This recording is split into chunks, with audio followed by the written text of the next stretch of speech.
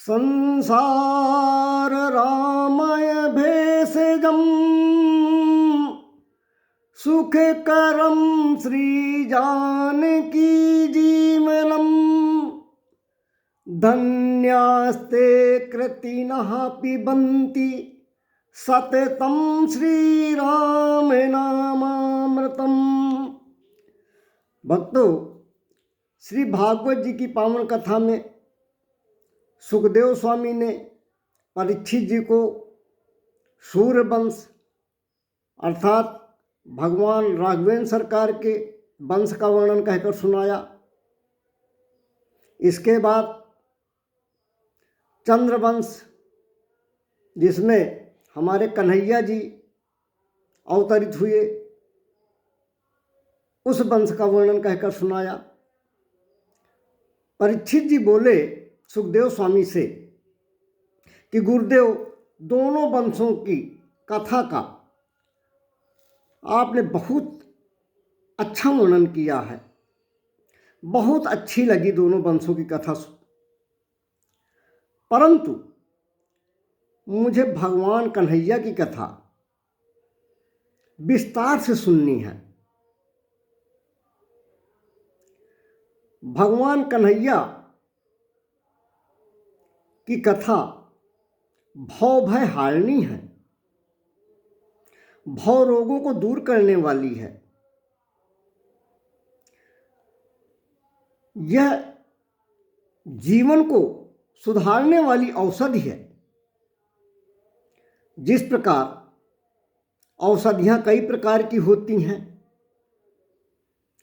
Allopathic औषधि होती है, होम्योपैथिक औषधि होती है, आयुर्वेदिक औषधि होती है। एलोपैथिक औषधि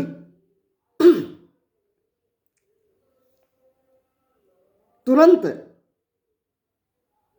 किसी रोग को ऊपर से सही करती है, वो रोग की जड़ तक प्रहार नहीं करती है,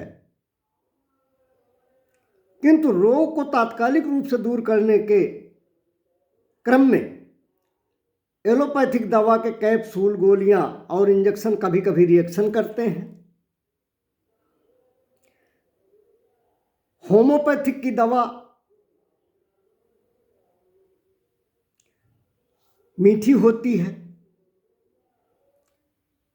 और आयुर्वेदिक की दवा कड़वी होती है। जिस प्रकार इन दवाओं के 3 विभाग हैं, उसी प्रकार भगवान की प्राप्ति के भी 3 उपाय हैं: भक्ति मार्ग, ज्ञान मार्ग और कर्म मार्ग। तो दवाओं में जो होम्योपैथिक की दवा होती है, उसका कोई साइड इफेक्ट नहीं होता और मीठी होती है। तो किसी रोग को जड़ से खत्म करने के लिए होम्योपैथिक दवा की 2 मीठी मीठी गोलियां चूसते जाइए, दिन में 3 बार। स्वाद भी अच्छा लगेगा और रोग भी दूर होगा। इसी प्रकार भगवान को प्राप्त करने का सबसे अच्छा साधन है भक्ति का मार्ग। भगवान का नाम लेते रहो, जहां भी रहो। हरे रामा हरे कृष्णा, राधे राधे कृष्णा कृष्णा, सीताराम सीताराम कहते रहो। जीवन को धन्य करते रहो। परीक्षित जी कहते हैं, गुरुदेव, ऐसा कौन अभागा होगा जो भगवान कन्हैया की कथा सुनकर तृप्त हो जाए।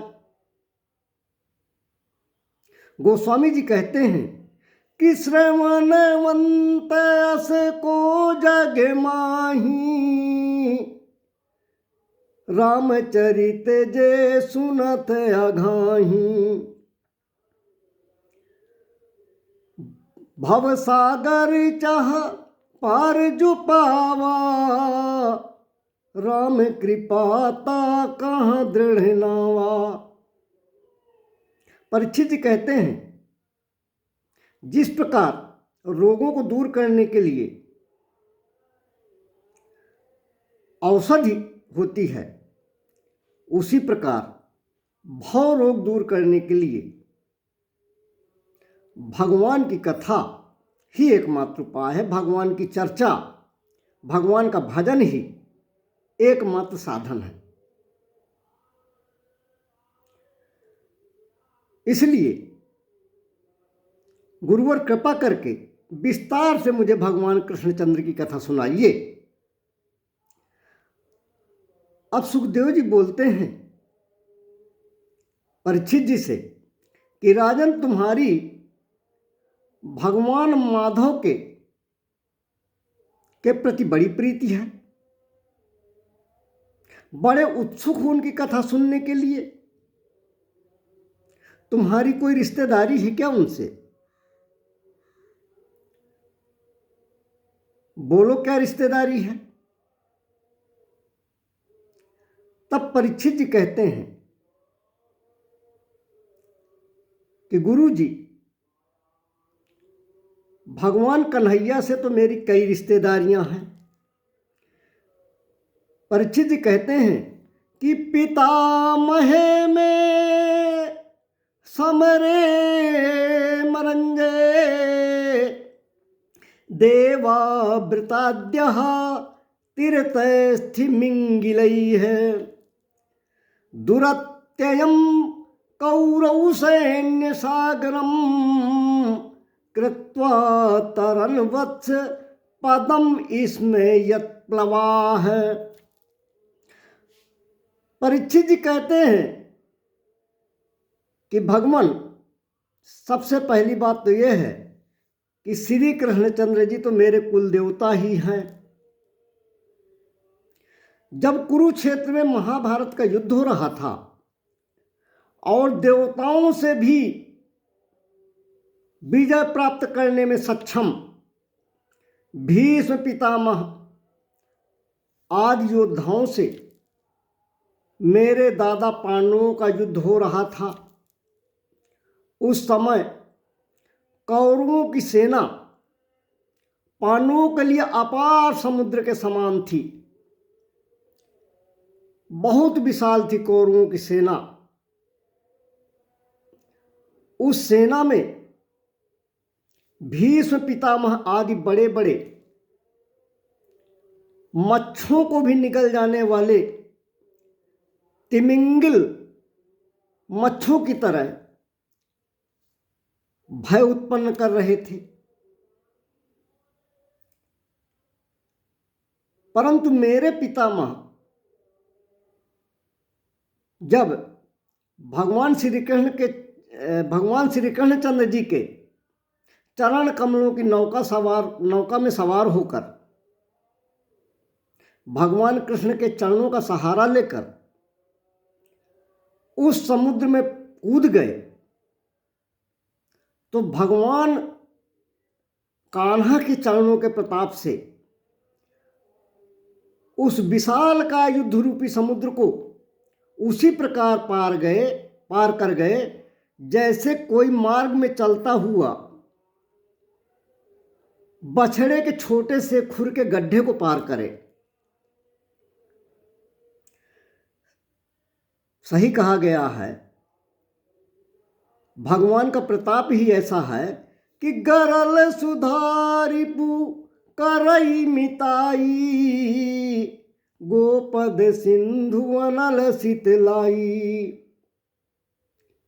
जब परीक्षित ने इस प्रकार कहा तो सुखदेव जी बोले कि यह तो तुम्हारे दादाओं पर कृपा हुई, यह कृपा तो युधिष्ठिर, भीम, अर्जुन, नकुल और सहदेव पर हुई। तुम्हारे ऊपर भगवान की क्या कृपा हुई? परीक्षित जी बोले, गुरुदेव, मैं तो मां के गर्भ में ही मर गया होता, पर मेरी माता उत्तरा की करुण पुकार सुनकर प्रभु ने मुझे मां के गर्भ में प्रवेश करके बचाया था। उन्हीं की कृपा से मैं आपके सामने बैठा हूं।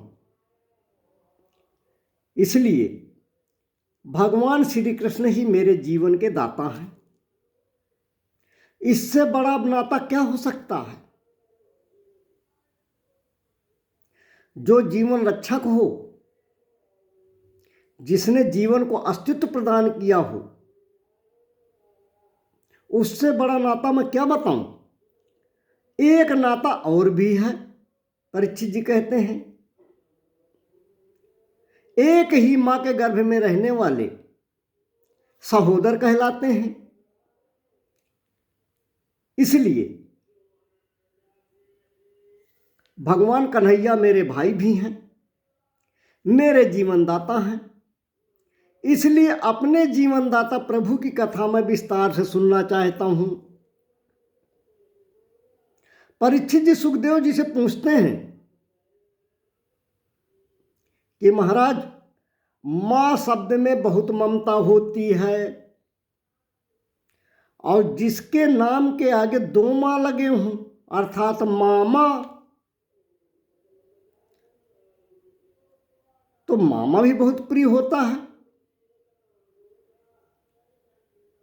जब एक मां इतना ममतामयी होता है, तो दो मां में कितनी ममता होनी चाहिए। अर्थात मामा तो वात्सल्य का सागर होना चाहिए। तो फिर भगवान ने अपने मामा को ही क्यों मार डाला?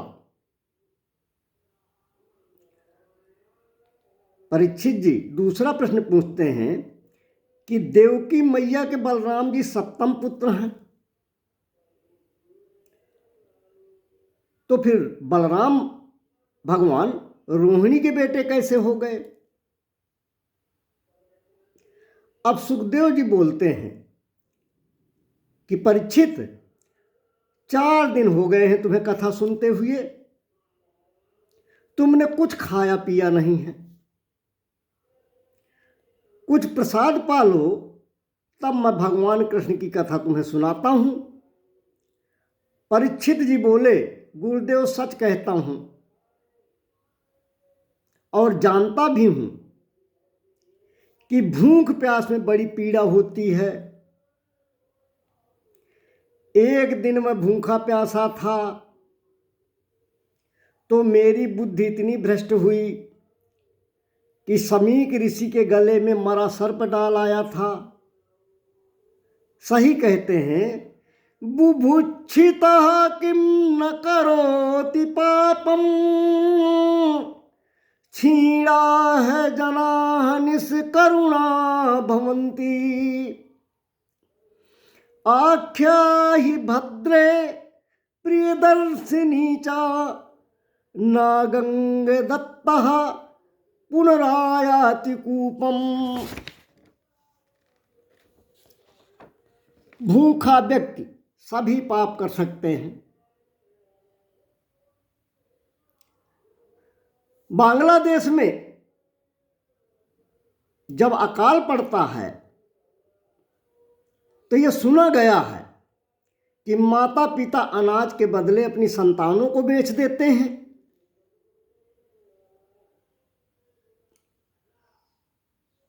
यह भी सुना गया है,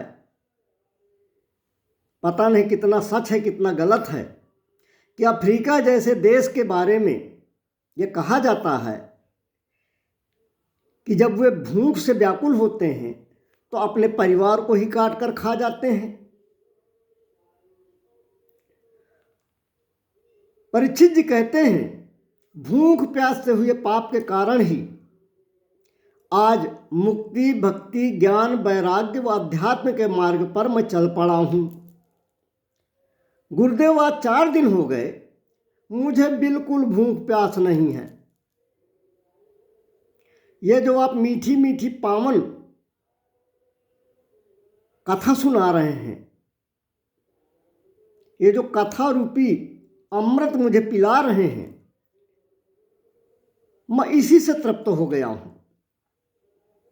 इसलिए गुरु जी बस इतनी ही कृपा कर दीजिए कि पिबंतम त्वन्मुखाम्भोज च्युतम हरि कथामृतम। आप मुझको भगवान की कथा सुनाते रहिए, भगवान की कथा पिलाते रहिए। इस कथामृत के पान से न भूख लग रही न प्यास लग रही, इसलिए यही अमृत मुझे पिलाते रहो। सुखदेव जी कहते हैं, परीक्षित, भगवान की कथा से 3 का कल्याण होता है। पहला कल्याण तो सुनाने वाले को होता है, दूसरा कल्याण उसका होता है जो भगवान के चरित्रों के बारे में प्रश्न करता है, और तीसरा कल्याण वक्ता और श्रोता के संवाद को जितने लोग सुनते हैं उनका भी कल्याण होता है। अर्थात वक्ता का कल्याण होता है, परीक्षित